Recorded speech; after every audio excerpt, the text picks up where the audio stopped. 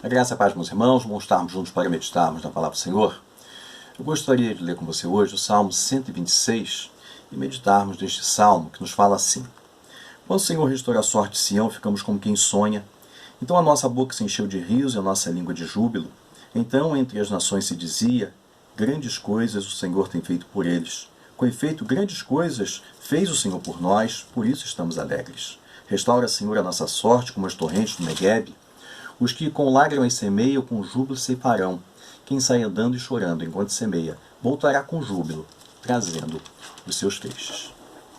Este é um momento ímpar na história do povo judeu. Os judeus haviam recebido agora uma ordem dada por Ciro para que eles retornassem para sua terra para reconstruir o templo que havia sido destruído por Nabucodonosor. O rei da Pérsia, Ciro, ele recebe uma ordem que parte de Deus para que esse templo fosse reconstruído. Então, no ano 537 a.C., esta ordem é dada e o povo retorna para a sua terra.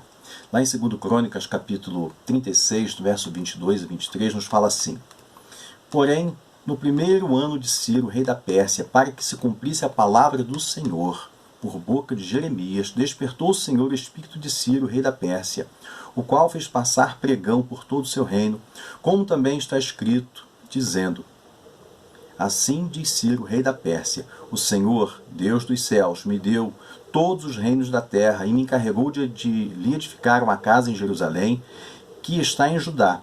Quem entre vós é de todo o seu povo, que suba, e o Senhor, seu Deus, seja com ele. Se nós observarmos bem aqui, irmãos, a ordem partiu não de Ciro, mas partiu de Deus. Quem tem um domínio sobre todas as coisas é o Senhor.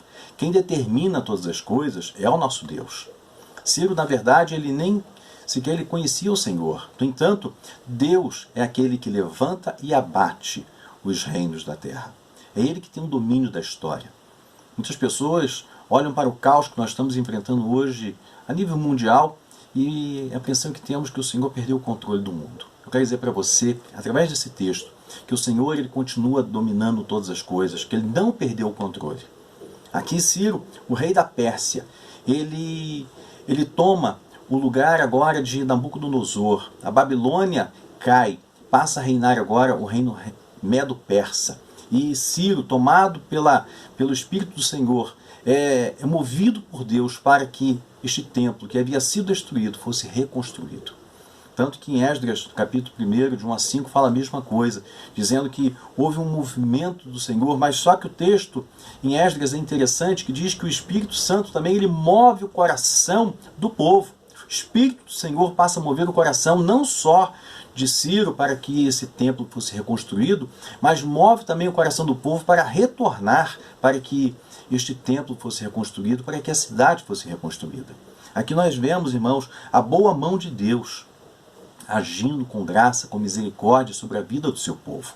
Esse texto então nos mostra que a decisão não parte de um homem, parte de Deus. É Deus quem determina, é Deus quem ordena, é Deus quem dirige a história em todo o tempo. Cerca de 150 anos antes de Ciro nascer, o Senhor já havia profetizado a respeito deste homem e do que viria a acontecer, porque Deus tem o controle de tudo. É interessante que Isaías ele não consegue ver o futuro, porque ele era um homem comum, assim como eu e você, mas ele era profeta. Então o Senhor revela a este homem, a Isaías, que era um profeta, aquilo que viria a acontecer. Tanto que lá em Isaías 44, verso 28 diz assim: que digo de Ciro? 150 anos antes de Ciro nascer, diz: que digo de Ciro? Ele é meu pastor e cumprirá tudo que me apraz. Que digo também de Jerusalém? Será edificada, e do templo será fundado. Irmãos, a cidade de Jerusalém estava reconstruída, olha, estava construída. O templo estava ali. Haviam pessoas cultuando, louvando. Ninguém podia imaginar que aquela cidade fosse destruída. Mas 150 anos antes, o Senhor já estava revelando não somente a destruição, mas a restauração desta cidade que seria posteriormente destruída. Aqui nós vemos a boa mão de Deus, mas também o Senhor revelando o futuro, mostrando que Ele conhece não somente o passado, não somente o presente, mas o futuro está nas mãos do Senhor. Compete a Ele É Ele que abate, é Ele quem levanta, é Ele quem ergue, é Ele que faz com que as coisas ocorram segundo o seu beneplácito da sua boa vontade, como diz as Escrituras. Aqui nós encontramos o Senhor trabalhando através de um homem, mas para abençoar a sua nação, o povo que ele tanto amava, o povo da aliança. Tanto que lá em Isaías 45, verso 1, nos diz assim: assim diz o Senhor ao meu ungido, a Ciro, a quem tomo pela mão direita para abater as nações ante a sua face, para descingir os lombos dos reis e para abrir diante dele as portas que não se fecharão. Ciro não é somente um pastor. Por que ele foi chamado de pastor? Porque ele reuniu todo um povo, o rebanho do Senhor, para levar para a sua cidade, para Israel, para reconstruir aquilo que estava destruído. É o Senhor quem dá toda a direção, irmãos. Por isso que, embora Isaías não conhecesse o futuro, o Senhor é aquele que revela o futuro. Por isso que lá em Isaías 46, verso 10, Isaías declara assim: desde o princípio anuncio que há de acontecer. O Senhor é aquele que fala aquilo que está por vir, porque Ele tem o controle de todas as coisas. Tanto que lá em Daniel, capítulo 4, verso 32, Nabucodonosor, depois que foi abatido, ficou 7 anos como um animal comendo capim. Naquele momento que ele volta o juízo, lá no capítulo 4, verso 32, ele diz assim: Nabucodonosor, o grande rei, diz assim: o Altíssimo tem domínio sobre o reino dos homens e o dá a quem quer. Então Deus tem um controle não somente da história, mas Ele coloca aqueles que estarão nos reinando segundo a sua vontade. E entenda uma coisa, meus irmãos, é Deus quem direciona todas as coisas. Por isso nós temos que confiar nele. Ainda que a gente não entenda o que está acontecendo ao nosso redor, ainda que nós estejamos sem a condição humana de entender por que Deus age da maneira como Ele age, mas Deus sabe o que está fazendo, por que está fazendo. Há sempre um propósito maior que nós muitas vezes desconhecemos, mas Deus sabe por que está fazendo todas as coisas. Aqui nós encontramos a cidade destruída, o povo, quando retorna, a alegria era muito grande, mas quando eles veem a cidade destruída, o templo destruído, certamente aquele sonho virou um pesadelo. Às vezes nós precisamos exatamente deste salmo para entender que os sonhos são reais, mas as adversidades que estão diante de nós são muito grandes. Por isso nós precisamos da direção do Espírito Santo. Nós precisamos da graça de Deus para nos ajudar, nos fortalecer, para caminharmos, partirmos para frente e darmos fim àquilo que o Senhor colocou em nosso coração para realizarmos. Começarmos e não desistirmos na metade do caminho. Precisamos da graça, da misericórdia de Deus para darmos continuidade. Este salmo tem lições preciosas. A primeira delas é que, diante de uma grande calamidade, o Senhor pode trazer boas novas. Preste bem atenção no que está em Esdras 1:3. Diz assim: quem dentre vós é de todo o seu povo, seja seu Deus com ele, suba a Jerusalém e Judá, e edifique a casa do Senhor, Deus de Israel. Ele é o Deus que habita em Jerusalém. Meus irmãos, a Babilônia não é a moradia do povo de Deus. A Babilônia é um lugar que, segundo a própria palavra nos fala lá em Apocalipse, fuja dela, povo meu. Saia dela, porque a Babilônia não é o lugar de nossa moradia. Assim como não era a moradia do povo de Israel, assim também não pode ser a nossa moradia como povo de Deus. Nós temos que entender que o Senhor, diante de uma grande calamidade, sempre traz boas novas. A primeira coisa que nós observamos aqui, que o pesadelo havia acabado. Olha só o que é que diz o Salmo 26, no verso 1. Quando o Senhor restaurou a sorte de Sião, ficamos como quem sonha. O pesadelo acabou, o sonho se tornou realidade. 70 anos haviam se passado, o povo agora estava recebendo uma ordem para retornar para a sua terra, reconstruir o templo, voltar à adoração no lugar certo, no lugar onde o Senhor havia estabelecido para eles viverem. Aqui nós vemos a boa mão do Senhor mais uma vez, renovando a aliança com o seu povo. O sonho agora se tornou realidade. Agora estavam alegres, felizes diante disso tudo. Segunda coisa que nós observamos aqui, que a alegria tomou o lugar do pranto. Olha só o que diz o verso 2 e o verso 3. Então a nossa boca se encheu de riso e a nossa língua de júbilo. Então, entre as nações se dizia: grandes coisas o Senhor tem feito por eles. Com efeito, grandes coisas fez o Senhor por nós. Por isso estamos alegres. A alegria tomou o coração daquele povo que estava abatido, entristecido, angustiado, que nem nos fala aqui no Salmo 137, a forma como eles viviam lá na Babilônia. Nos diz assim: às margens dos rios da Babilônia, nós nos assentávamos e chorávamos e lembrávamos de Sião. Aquele lugar era um lugar de pranto, de tristeza, mas agora o Senhor está levando o seu povo para um lugar de alegria, de gozo, para refazer, restaurar aquilo que, infelizmente, por causa do pecado, havia sido destruído. Uma outra coisa que nos chama a atenção nesse texto é que as pessoas ao redor também vão se alegrar e ver o extraordinário na nossa vida. Olha só o que é que diz o verso 2. Diz assim: então entre as nações se dizia: grandes coisas o Senhor tem feito por eles. Meus irmãos, quando a bênção recai sobre nós, não somos nós só que percebemos a grandeza, a graça e a misericórdia de Deus. O Senhor se revela também na vida de outras pessoas através do milagre na nossa vida. E as pessoas do lado de fora vão dizer: grandes coisas o Senhor tem feito por eles. Porque as pessoas vão reconhecer que algo extraordinário, o impossível aconteceu na nossa vida. Deus é o Deus que age e intervém no nosso coração de tal maneira que as pessoas olham para nós e glorificam o nome do Senhor mediante as misericórdias do Senhor derramado em nossas vidas todos os dias. O nome do Senhor será exaltado cada vez mais através do milagre, da graça e da misericórdia em nossos corações. Foi isso que aconteceu com o povo judeu, uma cidade destruída, um lugar arruinado, um lugar de grande miséria. De repente, uma nação é abatida, como a Babilônia, que aparentemente era impossível de ser destruída. Surge então o Império Medo-Persa e invade a nação e destrói aquela nação, toma aquela nação e dá uma ordem do retorno de um povo que havia sido levado cativo depois de 70 anos. Interessante, meus irmãos, que quando nós olhamos isto, as pessoas vão falar: não é possível. Como é que isso pode ter acontecido? Como pode ter havido a restauração? Isso não é natural. Irmãos, Deus opera no extraordinário na nossa vida. É no sobrenatural.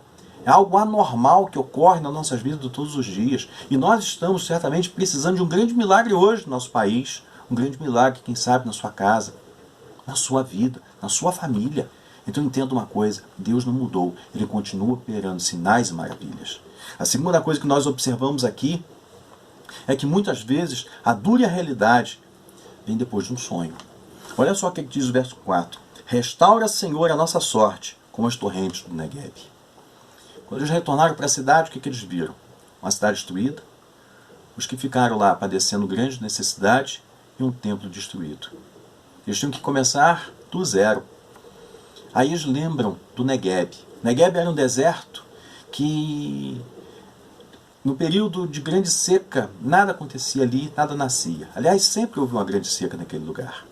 Mas de outubro até abril, costumava haver as chuvas, né, na região, e lugares distantes choviam, e à medida que a chuva caía, as águas iam descendo pelas montanhas, iam formando então lagos, inundando aquela região toda, e as sementes que aparentemente estavam mortas começavam a brotar, começavam a florir, e aquele lugar que antes era um deserto voltava a ser lugar onde os animais iam se alimentar. As abelhas estavam ali, a vida ali voltava naquele lugar, aparentemente sem vida nenhuma. E como eles viam aquilo sempre, eles começaram a orar: Senhor, nós estamos diante de um Negueb. A cidade de Jerusalém hoje é um Negueb. O povo é como o Negueb. Há morte nesse lugar, não há vida. Mas assim como o Senhor restaura aquele deserto, o Senhor restaura agora a nossa sorte. Tenha misericórdia. Irmãos, há momentos que nós precisamos da intervenção de Deus, do extraordinário acontecendo. Quero dizer para você que assim como o Negueb era restaurado e floria, e germinava, e nascia vida, os mananciais de águas estavam ali mediante a ação de Deus, porque era algo natural que acontecia. O sobrenatural acontece na nossa vida.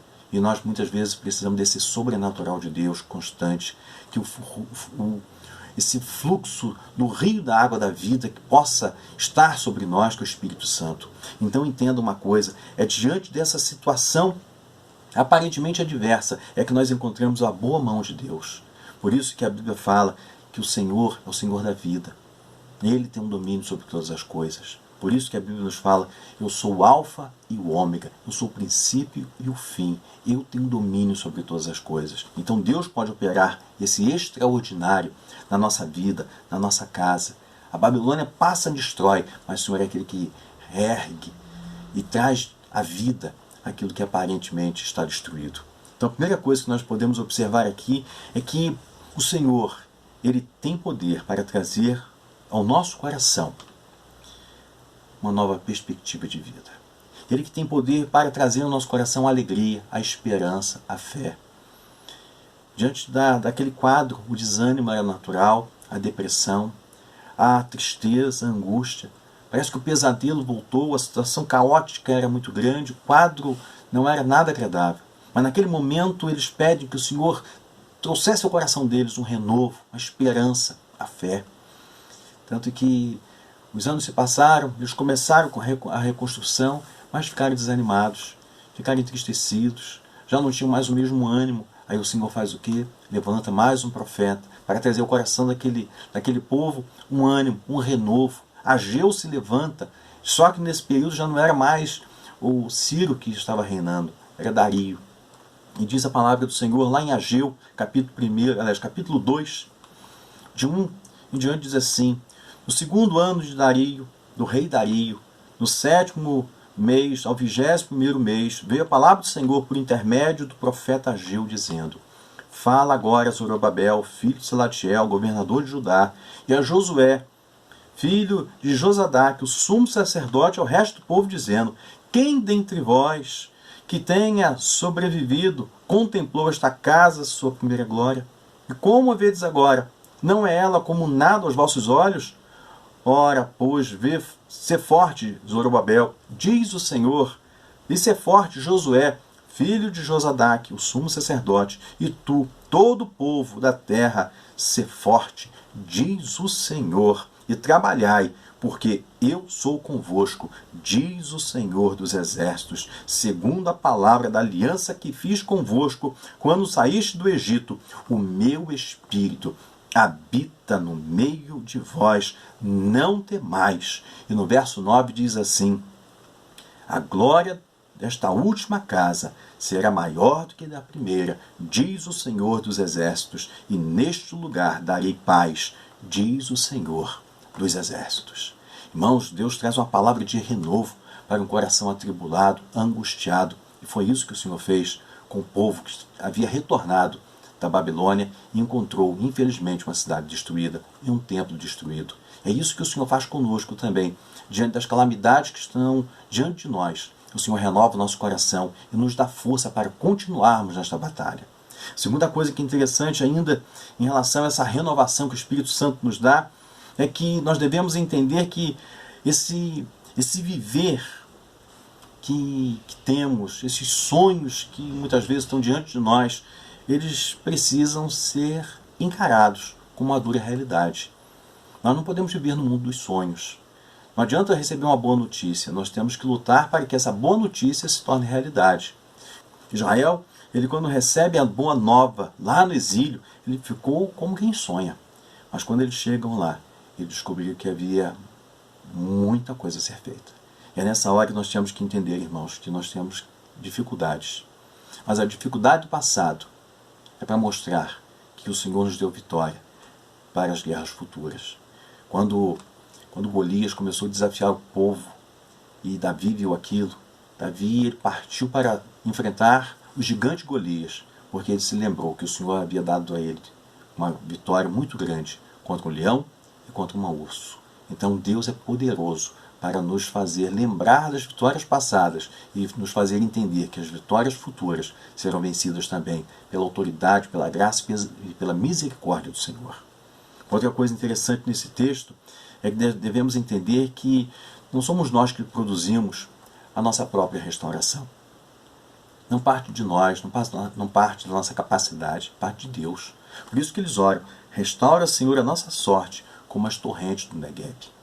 Senhor, assim como o extraordinário aconteceu e acontece neste deserto e floresce, Senhor, nos dê capacidade.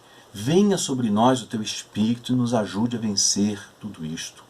Tem muitas pessoas que batem no peito, achando que são capazes, que são competentes, que diante da força delas, elas podem fazer as coisas acontecerem.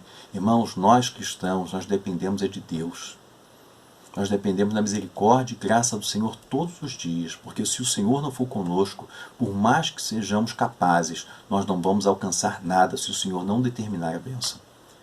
Igual Nabucodonosor teve um sonho de uma grande árvore, e ele teve a revelação que aquela árvore era ele, e que ele aninhava as nações, ele era poderoso, mas aquela árvore foi cortada, e Daniel então dá a revelação: acerta o teu reino, peça perdão, se retrate com o Senhor.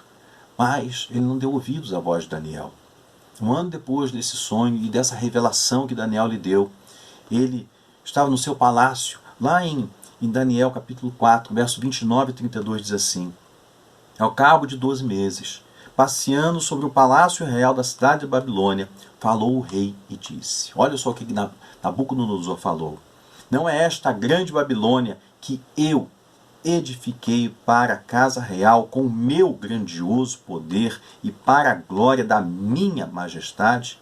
Falava ainda o rei, quando desceu uma voz do céu: a ti se diz, ó rei Nabucodonosor, já passou de ti o reino, serás expulso de entre os homens, e a tua morada será com os animais do campo, e far-te-ão comer erva como os bois, e passar-se-ão 7 tempos por cima de ti, até que aprendas que o Altíssimo tem domínio sobre o reino dos homens, e o dá a quem quer.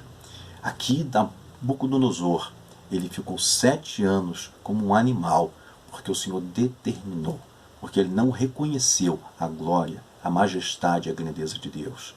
Meus irmãos, nós como servos do Senhor, por mais que façamos, nós dependemos única e exclusivamente da misericórdia e graça de Deus. Nós dependemos do Senhor, o Senhor não depende de nós. Então guarde essa palavra, meu irmão. Em terceiro e último lugar, diante do caos, diante da adversidade, diante de tudo isso, nós precisamos projetar a nossa vida para o futuro. A graça de Deus nos capacita para que algo extraordinário aconteça no futuro. Observe o verso 5, verso 6, no capítulo do Salmo 126, que diz assim: os que com lágrimas semeiam, com júbilo ceifarão. Quem sai andando e chorando enquanto semeia, voltará com júbilo, trazendo seus feixes. Aqui agora o salmista mostra a ideia de que o povo estava ali plantando, estava com dificuldade, mas eles iriam colher bons frutos do trabalho que estavam realizando ali. Eles sabiam que tinham que preparar, assim como um lavrador prepara o solo, abre as covas, plantam a semente, preparam a terra, adubam, é com esforço, é com empenho, com dedicação, é de sol a sol. Aí eles, depois de muito tempo, no devido tempo, eles plantam, mas colhem e desfrutam do fruto do trabalho, do penoso trabalho, como diz a palavra de Deus. Assim eles também criam que o Senhor poderia dar prosperidade ao empenho, à dedicação, a forma como estavam se empenhando em trabalhar. Isso que estavam pedindo a Deus: Senhor, nos dê força, nos dê capacidade para alcançarmos aquilo que nós, humanamente falando, não temos condições. Então a primeira coisa que esse parte final aqui nos mostra, que o salmista mostra que nada acontece sem que não haja esforço. As pessoas acham que as coisas vão acontecer da noite para o dia, sem empenho, sem dedicação. Esse período agora é o período do delivery. Você liga e chega para você aquilo que você comprou. Você compra um objeto, liga para uma loja, liga para uma farmácia, liga muitas vezes até para um supermercado, liga para um hortifruti, chega tudo na sua casa. Eu quero dizer para você que com Deus a coisa não funciona dessa forma. Não existe um delivery, existe um trabalho, um empenho, uma dedicação nossa. Nós temos que trabalhar. Por isso que a Bíblia fala, vai ter com a formiga, ó preguiçoso. Tem muita gente que quer as coisas fáceis, sem dedicação, sem empenho, sem esforço. A Bíblia não nos mostra isso. A Bíblia agora dá o exemplo do trabalho penoso que é o lavrador. Assim eles estavam entendendo, Senhor, nós vamos lavrar nesta terra, mas nós cremos que pela tua misericórdia e graça nós vamos colher bons frutos aqui. É isso que eles estavam dizendo. Outra coisa que nos diz a palavra, a segunda coisa que nós temos que entender aqui, é que muitas vezes nós iremos chorar antes de sorrir. E diz que aquele que carrega, aquele que trabalha, que com lágrimas semeiam, com júbilo ceifarão. É com lágrimas, é com empenho, com dedicação. As pessoas, irmãos, acham que as coisas são fáceis. Ah, muita luta, muita dificuldade, o diabo está furioso. Eu quero dizer duas coisas para você. Primeiro, desde quando o diabo ama alguém? E segundo, como é que a gente alcança grandes vitórias se não tivermos grandes lutas? As dificuldades fazem parte da vida. Quando Abraão sai da sua terra, não foi fácil obedecer aquela voz, a voz de Deus, e partir sem rumo, mas ele sabia que o Senhor conhecia o caminho. Quando Moisés recebe a ordem de tirar o povo do Egito e levar para a boa terra, não foi fácil. Foram 40 anos de grandes lutas e dificuldades. Quando Josué vai tomar posse da terra, havia uns gigantes ali. Irmãos, na nossa vida é sempre assim. Quando os discípulos saíram para pregar o Evangelho, quando o apóstolo Paulo, juntamente com outros irmãos, saíram pregando, quando o Evangelho chegou até a nós aqui, você pensa que foi fácil? Não, foi com dificuldade, foi com lágrimas. Mas hoje nós estamos colhendo frutos abençoados do empenho, da dedicação, porque a misericórdia de Deus foi sobre nós. E por fim, entenda uma coisa, meu irmão. O salmista mostra nesse texto que nós vamos sorrir, trazendo os frutos do nosso trabalho. Essa é a grande alegria que vamos ter. A dificuldade, o esforço, o empenho vai valer a pena. Porque aquilo que o homem planta, ele colhe, diz a palavra. Então nós, quando nos dedicamos, nos empenhamos em fazer a obra de Deus com alegria, e quando nós nos dedicamos a investir na nossa família, na nossa casa, quando nós trabalhamos, quando nós nos projetamos diante aquilo que cremos que é a boa mão de Deus sobre nós, e fazemos para a glória do Senhor, nós vamos colher frutos abençoados e abençoadores. Por isso que esse salmo é uma grande realidade para os dias de hoje. Nós precisamos da intervenção de Deus, precisamos do cuidado do Senhor, precisamos de um grande milagre hoje na nossa pátria, no nosso estado, na nossa cidade, na nossa casa, na nossa vida. Precisamos que o Salmo 126 se torne uma grande realidade. O sonho está diante de nós, mas teremos duras provas. E mais com empenho, com dedicação e com esforço, pela glória, graça e misericórdia de Deus, nós vamos alcançar grandes vitórias e o nome do Senhor será exaltado. Amém? Pense nisso e que Deus te abençoe, rica e abundantemente.